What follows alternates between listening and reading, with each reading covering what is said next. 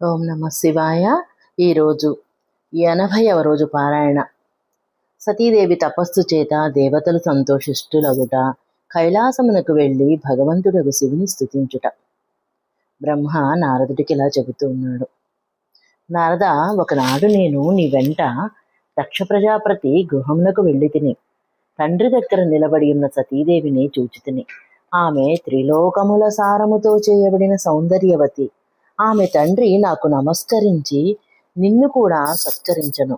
ఇది చూసి లోకలీలను అనుసరించడి సతీదేవి భక్తితో ఆనందముతో నీకును నాకును ప్రణమిల్లను. నారద పిమ్మట సతీదేవి వైపు చూచుచూ నేనును నీవును దక్షునిచే సమర్పించబడిన ఆసనముల మీద కూర్చుంటుమి. అప్పుడు నేను వినయవతి అయిన ఆ బాలికతో ఇట్లు చెప్పుతిని. సతీ, కేవలము నిన్నే కోరువాడు మనస్సులో నీకు ఎవరి యందు కోరిక గలదో అట్టి సర్వజ్ఞుని జగదీశ్వరుని మహాదేవుని పతిగా పొందెదవు. ఆ స్వామి నిన్ను తప్ప వేరొక ఏ స్త్రీని పత్ని రూపమున గ్రహించసాలడు. భవిష్యత్తునందు కూడా ఎవరినీ పరిగ్రహించడు. అట్టి భగవంతుడైన శివుడే నీకు భర్తయగును. ఆయనయే నీకు యోగ్యుడు.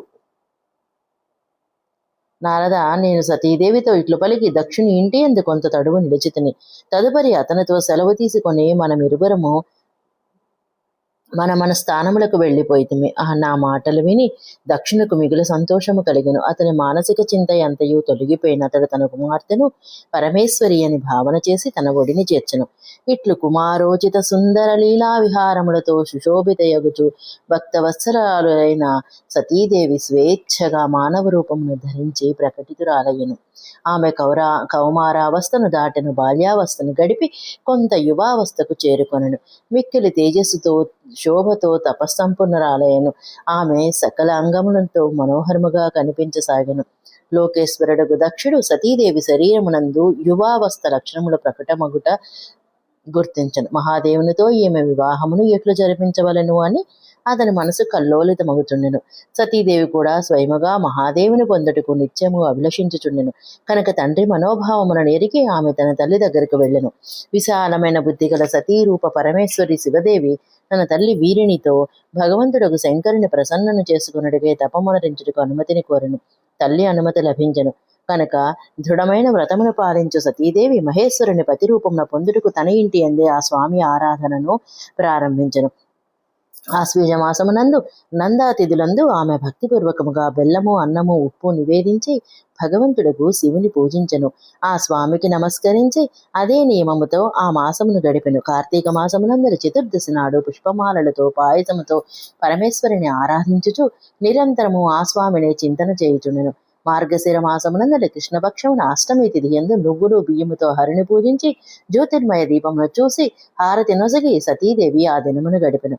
పుష్యమాసమునందరి శుక్లపక్ష సప్తమి నాడు రాత్రంతయు జాగరణ చేసి ప్రాతకాలమున పులగమును నైవేద్యముగా సమర్పించి శివపూజ చేయుచుండెను. మాఘ పూర్ణిమ నాడు రాత్రంతయు మేల్కొని ఉదయమే నది యందు స్నానమాచరించి తడిసిన వస్త్రముతో నదీ తీరమున ఆసీనురాలై శంకరుని పూజించుచుండెను. పాల్గొన మాస కృష్ణపక్ష చతుర్దశి నాడు రాత్రి జాగరణ చేసి ఆ రాత్రి 4 జాముల యందు శివుని విశేషముగా పూజించడిది. నటుల ద్వారా నాటకములను ఆడించడిది.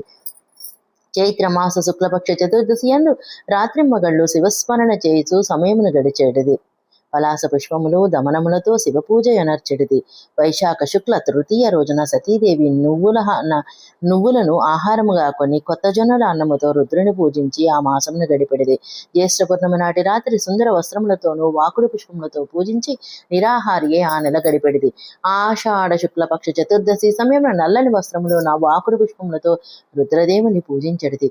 శ్రావణ మాస శుక్లపక్షమునందరి అష్టమి చతుర్దశి తిథులయందు యజ్ఞోపవీతములు, వస్త్రములు, దర్భ చేత శివపూజ అనర్చడిది. భాద్రపద మాస కృష్ణ పక్ష త్రయోదశి తిథియందు రకరకములైన పుష్పములు, ఫలములతో శివుని పూజించడిది. చతుర్దశి తిథి నాడు కేవలము జలమునే ఆహారముగా స్వీకరించడిది. వివిధములైన ఫలపుష్పములతో ఆ సమయమున ఉత్పన్నములకు అన్నములతో శివపూజ చేసడిది.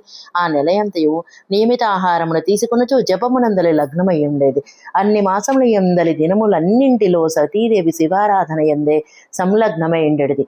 తన కోరికతో మానవ రూపమును ధరించిన ఆ దేవి దృఢముగా ఉత్తమ వ్రతపాలన చేయుచుండెను. ఇట్లు నందా వ్రతమును సంపూర్ణముగా సమాప్తమునరించి శివ భగవానుని యందు అనన్య భావముంచి ఏకాగ్ర చిత్తురాలై మిక్కిలి ప్రేమతో శివుని ధ్యానించను. ఆ ధ్యానమునందే నిశ్చిత భావముతో నిలిచిండెను. మునీంద్ర, ఇదే సమయమున సమస్త దేవతలు ఋషులు విష్ణు భగవాన్ని నన్నును తీసుకొని సతీదేవి తపస్సును చూచుటకు వెళ్ళిరి. సతీదేవి మూర్తిమంతురాలై రెండవ సిద్ధి వలె వారికి కనిపించెను. ఆమె శివ భగవానుని ధ్యానమునందు నిమగ్నురాలై సిద్ధావస్థను పొందెను. దేవతలందరూ సంతోషముతో రెండు చేతులను జోడించి సతీదేవికి నమస్కారములను నంచిరి. మునులు నతమస్తకులయ్యిరి. శ్రీహరి మొదలగు వారి మిక్కిలి ప్రేమతో పొంగిపోయారు. శ్రీ విష్ణువు మొదలగు దేవతలు మునులు ఆశ్చర్యచకితులై సతీదేవి తపస్సును ఎంతో గొప్పగా ప్రశంసింపసాగిరి. ఆ దేవికి ప్రణమిల్లి దేవతలు మునులు వెంటనే కైలాసగిరికి వెళ్ళిరి. అది భగవంతుడకు శివునికి మిక్కిలి ప్రియమైనది. సావిత్రితో నేను, లక్ష్మితో వాసుదేవుడు కూడా ప్రసన్నులమై మహాదేవుని సమీపించతిమి. అతడికి వెళ్ళి భగవంతుడైన శివుని చూడగానే దేవతలందరూ ప్రణామములను నరించిరి. దేవతలందరూ రెండు చేతులను జోడించి వినయముతో అనేక విధములైన స్తోత్రముల ద్వారా ఆ స్వామిని స్తుతించిరి. ప్రభు, మీ యొక్క రజస్తమములు అనడి పేర్లు కలిగిన 3 శక్తులు, వాటి రాగాదుల వేగము తట్టుకొనరానిది. వేదత్రయము లేక లోకత్రయము మీ స్వరూపము. మీరు శరణాగతులకు అభయమునిచ్చి పాలించువారు. మీ శక్తి చాలా గొప్పది, దానికి హద్దులు లేవు.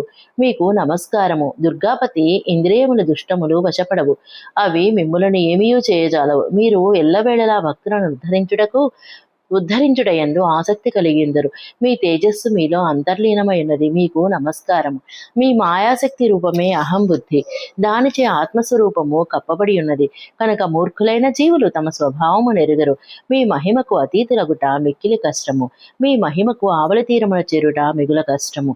ప్రభువులైన మేము మీకు తల వంచి నమస్కరించుచున్నాము. బ్రహ్మ అప్పుడిలా పలికెను. నారద, ఇట్లు మహాదేవుని స్తుతించి శ్రీ మహావిష్ణువు మొదలగు దేవతలందరూ ఉత్తమ భక్తితో నతమస్తకులై ప్రభువకు శివుని ఎదుట నిశ్శబ్దముగా నిలుచుండిరి. సశేషము. ఓం నమ శివాయ.